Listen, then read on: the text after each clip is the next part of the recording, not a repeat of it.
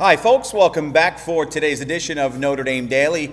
Back in my classroom here, and I'm starting to get a little too comfortable with it, which is unfortunate because the school year here in New York City is winding down. But I'll be back in the home studio, nice and cushy, in a couple days' time. But it's still great to be with you wherever I may be recording from. And I want to start today with just developments, yes, on the recruiting trail, but one that's gotten more attention given the player's name. And there's been a lot of fun with this and varying levels of interest, but we all know that former Notre Dame quarterback Brady Quinn was a highly decorated passer, All-American, Heisman contender from 03 to 06 in South Bend. And by the time he graduated, he was the program's all-time leading passer in yards, and as a matter of fact, he still is. And while he never led Notre Dame to the promised land, might a second go-round of sorts be on the table? And as Notre Dame's reach into the 2028 class grows, the Irish are on the heels for 2028 quarterback Brady Quinn.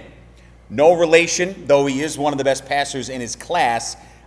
This version of Brady Quinn packs his own punch from the QB position of his own. Named Brady because his dad, Steve, was a diehard Notre Dame fan, so my kind of guy. My dad, God rest his soul, would have loved that, naming your son after a Notre Dame legend. The kid coming off a freshman campaign at First Baptist Academy in Florida, threw for over 2,500 yards, 34 total touchdowns. And here's the key.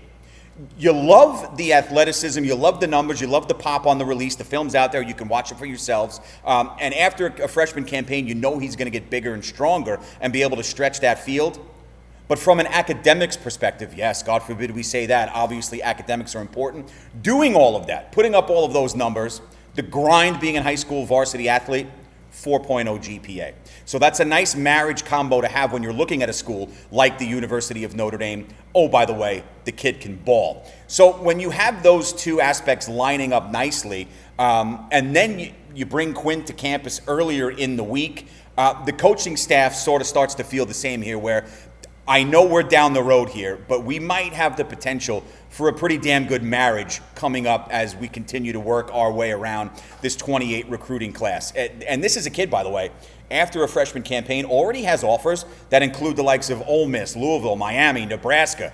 So Quinn's not going to be shocked at all, and neither will myself or the fan base, if he does pick up that what we perceive to be eventual offer from the University of Notre Dame in the coming days and weeks. Sticking to this recruiting aspect, on the offensive line, that's Notre Dame's bread and butter. You could throw in the tight end mix there the last couple of years and decades where Notre Dame is beefed up front, especially going into this year, and at the tight end position. But you've got a pair of 27 O-line targets very much top of mind for the program this week and going into a huge weekend. R.J. Clem and Cam Wagner showed well on campus. There are two that are among them. Wagner this past week was working very closely with Joe Rudolph, Notre Dame's offensive line coach, and you love to see that. It's not just all about Marcus Freeman. You have that pipeline of coaches. That's why you have that. Chris Ash, the leader of the defense, and it works its way down. Mike Denbrock, the leader of the offense, and it works its way down. Joe Rudolph commands that offensive line, and he did a hell of a job last year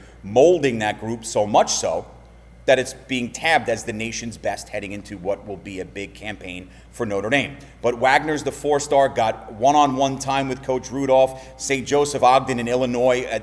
This is a kid who continues to receive loads of attention from Notre Dame. And I love the frame. 6'6" and a lean, strong 300 pounds.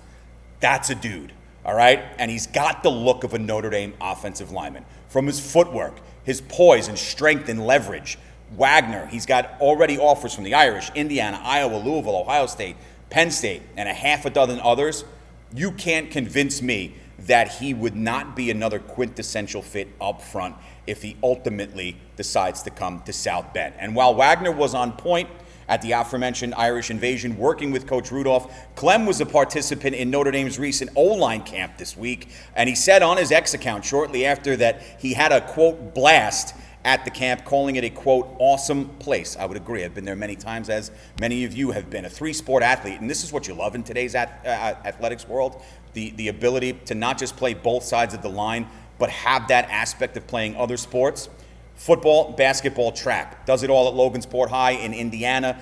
He gives you that athletic versatility that I think has flown under the radar with this kid. but it's the type of versatility that you want in an offensive lineman these days. 6'6", 240, an absolute physical specimen. It's going to be interesting, and to me, it's kind of a shock that the recruiting front for this kid has been relatively quiet, but perhaps now that Notre Dame is kicking the tires, might we see the floodgates open as we tend to with, you have a major program interested in this kid. Maybe now other programs are saying, well, if Marcus Freeman coming off a 14-win campaign is looking at this kid to play up front in a couple of years, why aren't we? We'll see what happens. Conventional wisdom says yes, but only time is going to tell. So that's a pretty significant update as far as offensive line recruiting is concerned for Notre Dame. We talked a lot about Kadon Finley the last couple of days, 4-star wide receiver in the 26 class. He set his announcement date for Independence Day. So it's going to be a celebration one way or the other on multiple fronts for Finley. The July 4th decision, and here's what the most important part of this is, comes down to Arizona State, Texas, Texas A&M, Arkansas, Florida, and Notre Dame. There are other programs sprinkled in there, but I would say Arizona State, Texas, Notre Dame are the three that I'm holding in on with this kid. He'll be back in South Bend this weekend, which is huge. It gives the coaching staff another shot to reel him in. 6 foot, 200-pound target from Texas. So you really are competing very much with the home Longhorns, which isn't easy. For all the recruiting positivity Marcus Freeman has had, Steve Sarkisian continues to do a good job out there in Austin. And while Finley will be in Austin next week, the potential two-team race that might exist here between Notre Dame and Texas, many still believe, and I'm starting, based on what I hear, to believe this as well, that the scale might be tipped, right now at least, there's still time, but the scale might be tipped in favor of the Golden Dome. We will see how it transpires. Is this a must-get? No, but it would be a darn good one if Notre Dame is able to get Kadon Finley. And I want to wrap up today, as I've been doing the last couple of shows, with the fan interaction. The comments keep coming in. The good, the bad, the ugly, the pretty, the indifferent, they're all great, and I greatly appreciate it from you. And I just want to piggyback a conversation I had this week in response to a comment by Adrian Ferroni, 13, saying that Marcus Freeman should be the highest paid coach in the NCAA or he'll bounce for an NFL job. In response to that, here in 1932 writes, the strengths that make Marcus Freeman a fantastic college coach are going to make the NFL unattractive, end quote. And while I get the mindset there, I truly do. I don't dismiss any of the comments, even the negative ones. But I can't help but shake the thought that there are going to be coaches across the college landscape, specifically FCS, on that D1A level, that get tired of the NIL stuff becoming out of control.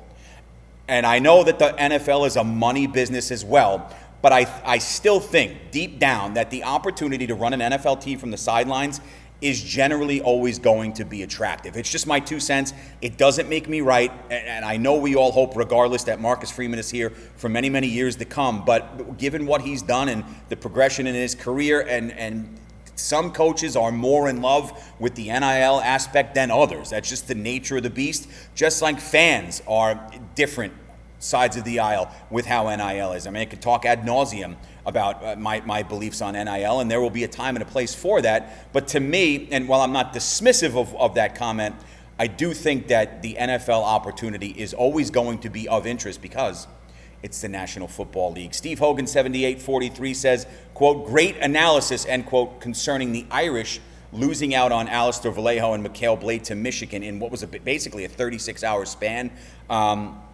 He continued, others seem reluctant to concede what you said. It sucks.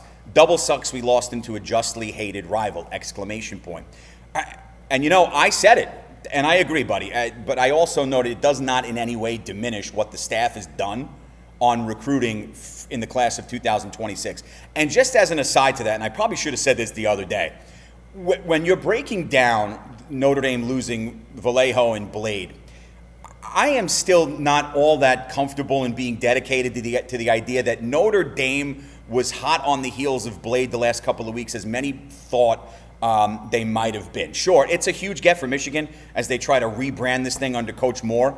And while I won't back down from saying that the loss of both of them sucks, the Irish program may not be viewing the failure for Blade as much as a big failure as many people think.